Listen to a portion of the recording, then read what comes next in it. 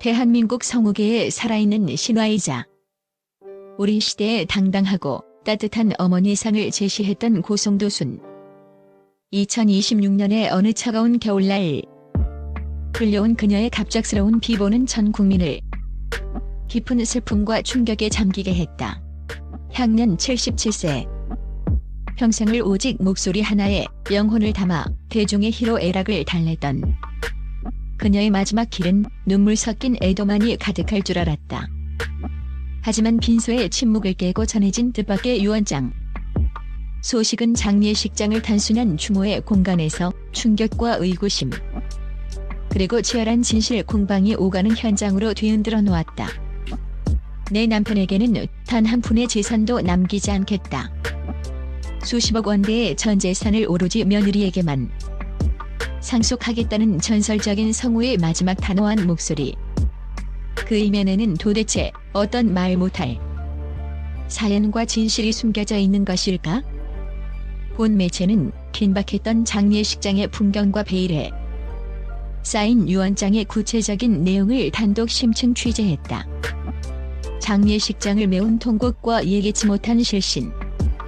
인천의 한 대형 병원 장례식장 입구부터 고인의 명복을 비는 조화들이 끝없이 늘어서 있었다. 전설의 마침표. 1. 영정사진 속 송도순은 생전의 모습 그대로 특유의 인자하면서도 장난기 섞인 미소를 짓고 있었지만 그 앞을 지키는 상주들과 가족들의 모습은 참혹하기 그지없었다. 30년 넘게 만화 톰과 제리의 익살스러운 해설자로, 또 수많은 라디오 프로그램의 안방마님으로 활약하며 내 곁을 지켰던 그녀의 죽음은 동료 성우들과 후배, 연예인들에게도 거대한 상실감으로 다가왔다. 특히 고인의 남편 박희민 씨의 모습은 지켜보는 이들의 가슴을 미어지게 했다. 평소 방송을 통해 금슬 좋은 노부부의 전형을 보여주었던 박 씨는 아내를 떠나보낸 슬픔을 감당하지 못한 채 빈소 한복판에서 오열하다 결국 정신을 잃고 쓰러졌다. 급히 응급실로 이송되는 남편의 초췌한 뒷모습은 장례식장의 침통함을 극에 달하게 했다. 하지만 이 슬픈 드라마가 채 가시기도 전 고인이 생전에 철저한 법적 절차를 거쳐 변호사를 통해 남긴 유언장의 전문이 공개되자 장례식장의 분위기는 순식간에 180도 달라졌다. 유가족들의 슬픔은 곧 당혹감과 날선 수군거림으로 변질되었고 장례식장은 미묘한 긴장감에 휩싸였다. 유족들을 경악해 한 파격의 유언. 공개된 유언장의 내용은 그야말로 파격 그 자체였다. 전 재산은 며느리 최자연에게. 2. 고성도순은 자신이 평생 성실하게 모아온 서울 유지의 부동산과 상당액의 예금을 포함한 전 재산을 자신의 핏줄인 아들 박준혁도, 수십 년을 함께한 남편 박희민도 아닌 며느리 최자연 씨에게 모두 증여한다는 내용을 명시했다. 내 인생에 가장 외롭고 힘들었던 마지막 동반자이자 나라는 인간을 가식없이 가장 깊게 이해해준 사람은 오직 내 며느리 자연이었다. 유언장에 적힌 이 짧지만 강렬한 문구는 현장에 있던 친척들 사이에서 거센 파장을 일으켰다. 남편이 버젓이 눈을 뜨고 살아있는데 어떻게 법적으로 보장된 유류분조차 무시하고 한 푼도 안 줄 수가 있느냐. 아들은 도대체 어머니에게 무엇을 했기에 이런 대우를 받느냐는 등 비난 섞인 목소리들이 곳곳에서 터져나왔다.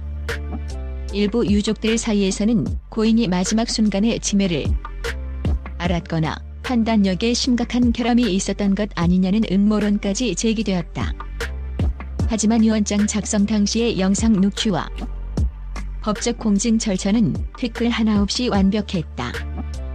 그녀의 정신은 그 누구보다 맑았으며 재산을 처분하는 목소리는 평생을 지켜온 성우의 자존심만큼이나 단호하고 명확했다.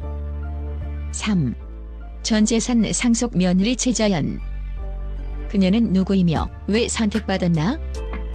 수십억 원의 자산을 단독으로 물려받게 된 며느리 최자연 씨는 과연 누구인가? 그녀는 배우 박준혁의 아내이자 평소 시어머니 송도순과 함께 고부 갈등을 주제로 한 여러 예능 프로그램에 출연하며 대중에게도 널리 알려진 인물이다. 하지만 방송에서 보여준 두 사람의 관계는 우리가 흔히 아는 전형적인 고부 갈등의 문법과는 완전히 궤를 달리했다.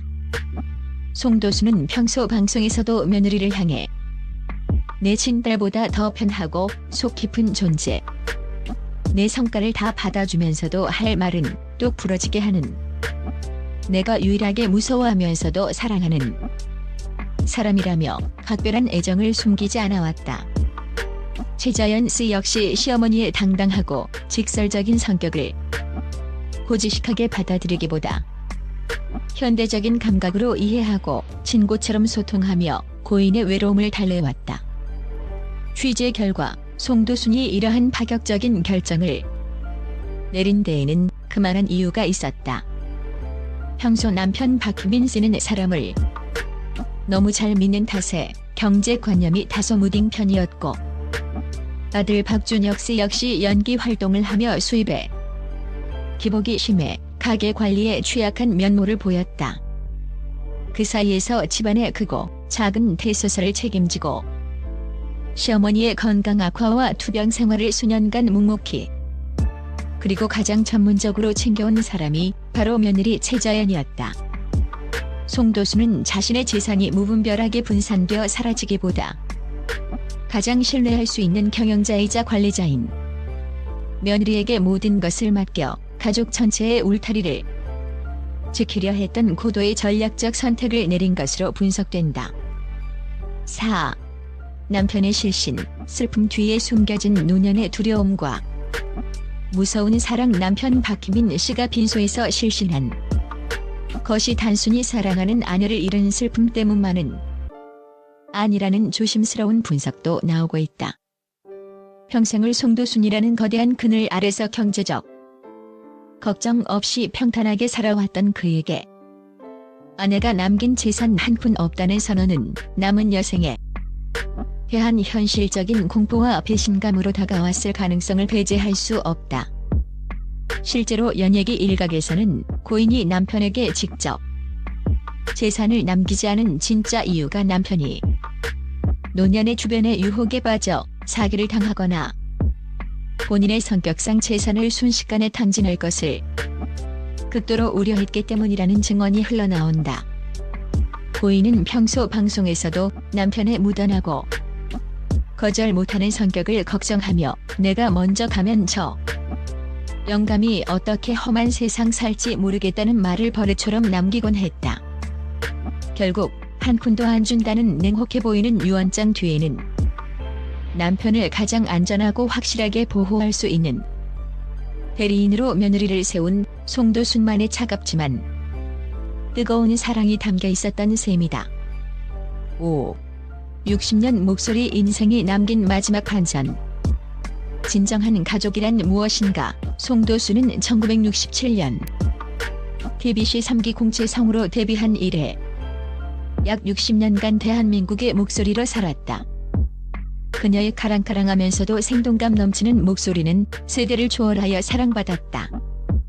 특히 톰과 제리에서 쫓고 쫓기는 소동을 생중계하던 그녀의 목소리는 대한민국 성우 역사에서 대체 불가능한 영역이었다. 그녀는 생전의 성우는 단순히 대본을 읽는 연기자가 아니라 자신의 인생을 목소리에 녹여 대중에게 말을 거는 직업이라고 정의했다. 그녀가 인생의 마지막 막을 내리며 던진 유언장이라는 최종장은 우리 사회에 묵직한 질문을 던진다.